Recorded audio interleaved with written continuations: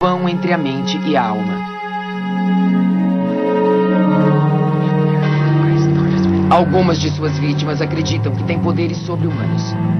Algumas estão convencidas de que estão sendo controladas por pensamentos que de algum modo são implantados em sua mente.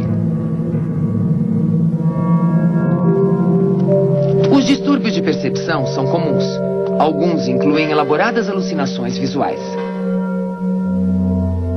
Outros pacientes ouvem vozes imaginárias que emitem ordens sobre como devem se comportar.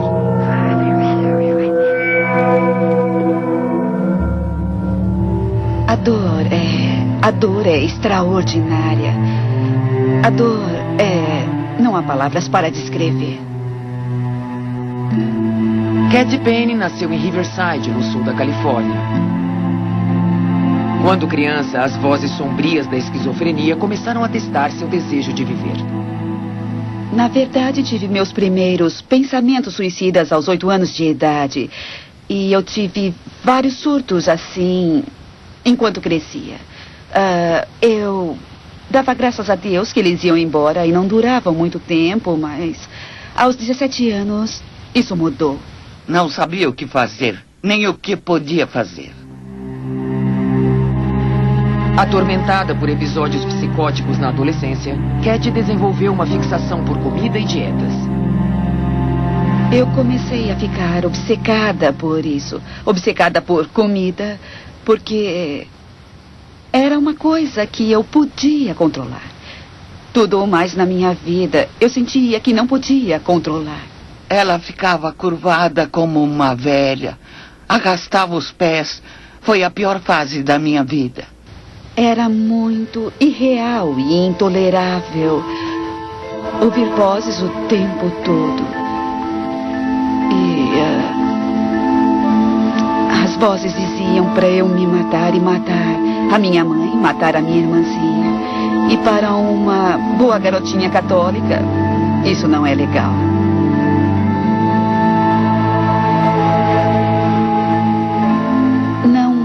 Inferno que descreva o inferno das alucinações auditivas.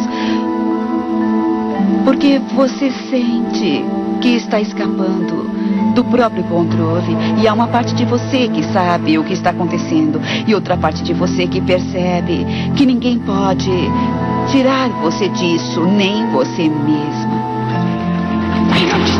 Às vezes eu via flashes do rosto das minhas irmãs, do rosto da minha mãe. As vozes me diziam para matar. Era como se alguém estivesse gritando sussurros nos meus ouvidos. Ironicamente, porém, havia uma pequena parte de mim que sabia que essa voz tinha que estar vindo daqui de dentro. Mas você nega, porque é muito assustador.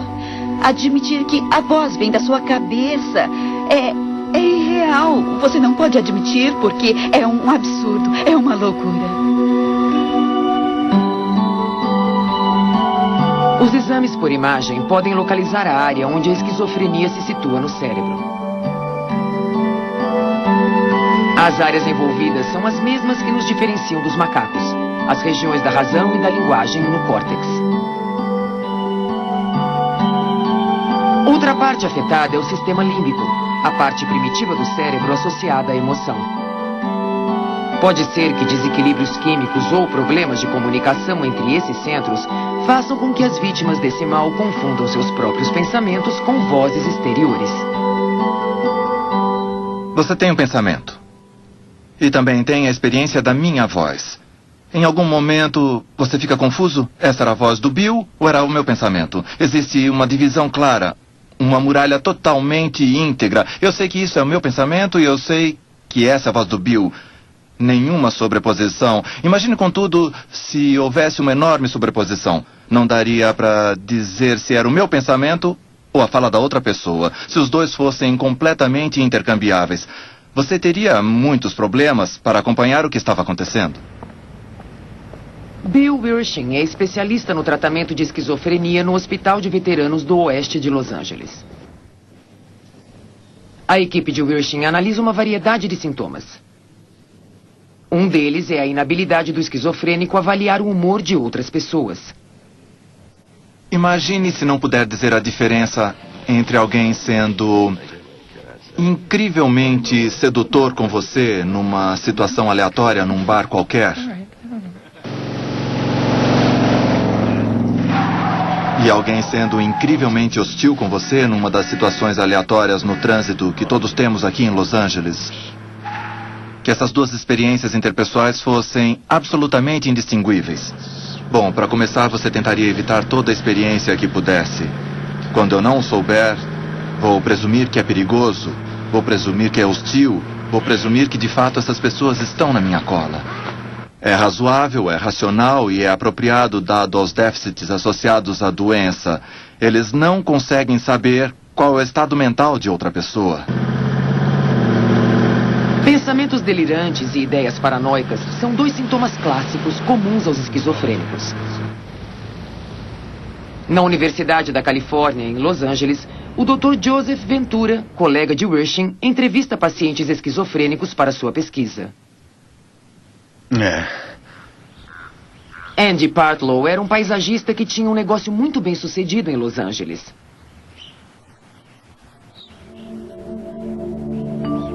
Vitimado pela esquizofrenia há 14 anos, seus sintomas paranoicos custaram-lhe a carreira. Bom, eu achava que estava sendo observado quando estava trabalhando, que pessoas estavam me seguindo, fazendo registros fotográficos, usando microfones de longo alcance. Ou seja,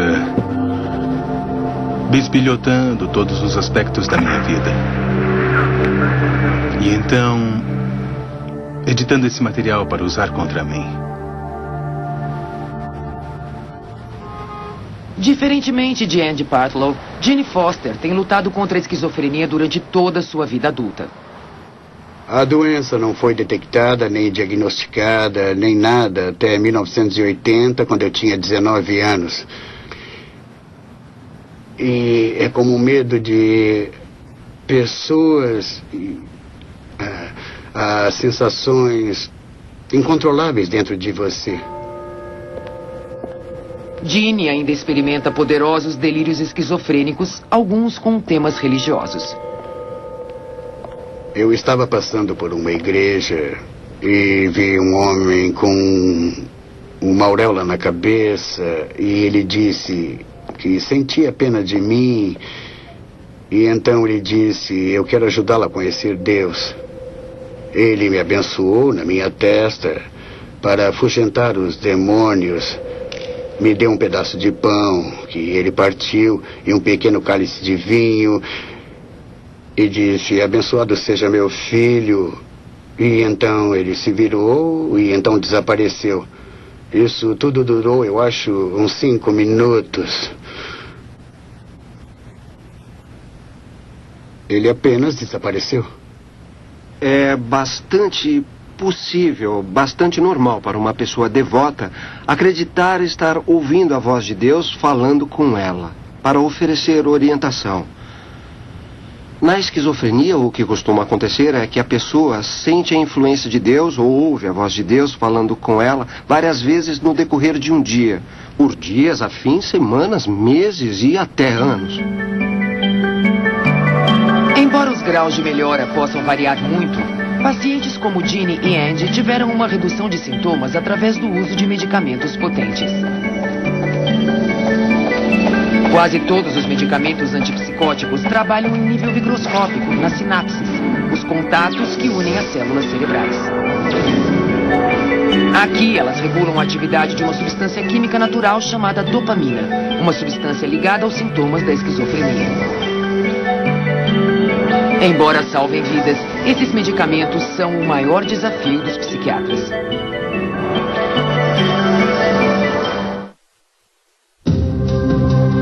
Vivi com uma doença que durante muito tempo roubou de mim a paz e a felicidade. Precisei superar provas duras e vencer e ser vencida no combate diário do meu corpo contra o mal.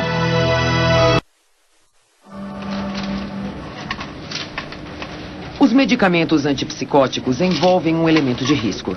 Seus efeitos colaterais podem deprimir o sistema imunológico ou bloquear a ação de medicamentos que controlam a pressão alta. Receitar o tipo certo de medicamento é a missão principal de Bill Wirsching e sua equipe. Irene, vamos encontrar o Dr. Wirsching. Certo. Ouvir a opinião dos próprios pacientes é uma das melhores maneiras de avaliar a eficácia e os efeitos colaterais dos medicamentos. Dr. Wirsching, Muito bem, vamos lá. Prontas.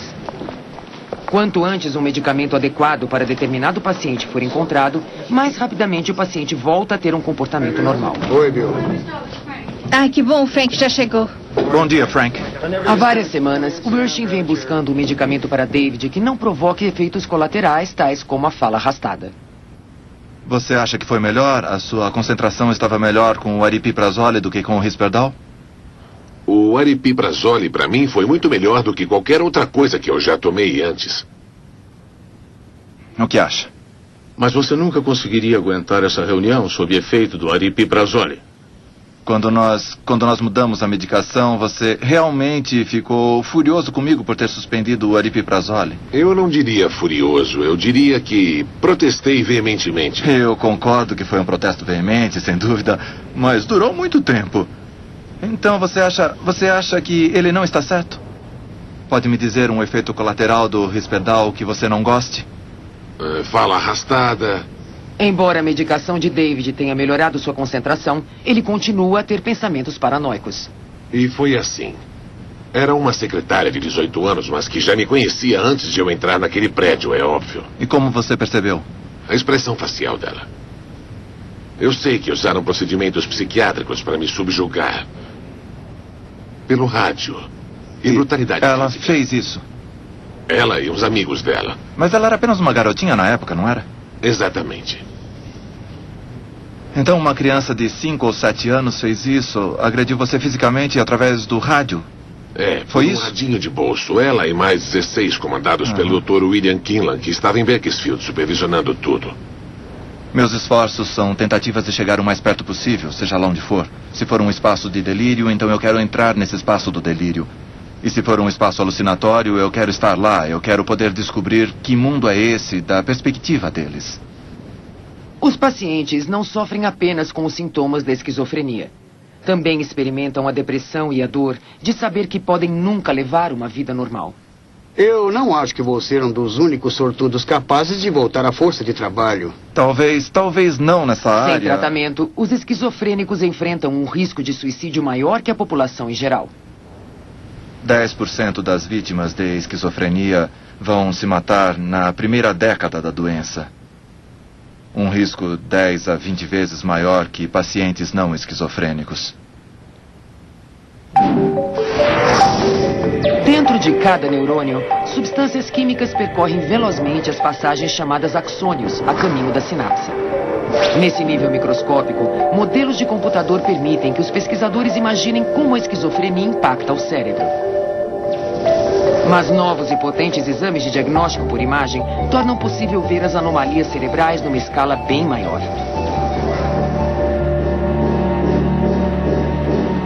A ressonância magnética utiliza campos magnéticos potentes para visualizar a estrutura do cérebro. Mas é limitada para visualizar a anatomia minuciosamente. Para estudar as estruturas mais intrincadas, os pesquisadores dependem de cérebros de esquizofrênicos, que são doados à ciência na ocasião de sua morte. O congelamento de partes do cérebro permite aos técnicos do Grupo de Visualização Científica da Universidade da Califórnia cortá-las em fatias. Tratadas com tinturas especiais, as fatias são escaneadas para um computador. Elas serão combinadas às imagens da ressonância magnética, formando uma única imagem tridimensional do cérebro e revelando os detalhes.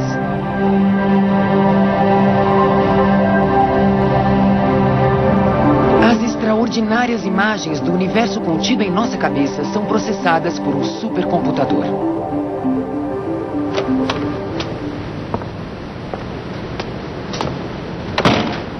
Essa tecnologia dá ao Dr. Arthur Toga a oportunidade de procurar anomalias em cérebros esquizofrênicos.